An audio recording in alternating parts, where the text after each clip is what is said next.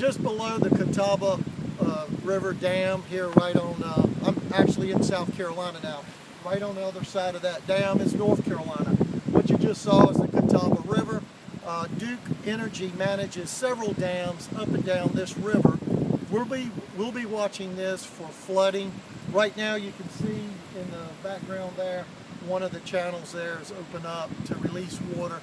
That's to relieve some of the water, or release some of the water that is upstream. Otherwise you would have flooding. A lot of these dams regulate flooding. They'll be releasing water throughout all the dams on the Catawba River. This is just one right here. My guess is by this weekend all of these gates will be open to release all of this water. You can see now the sun's coming out. We've got several bands. These are the outer bands, as you can see up above me, of Hurricane Florence. Our next report will be coming from Columbia as we move further south. Enjoy school today and be safe, and so will I.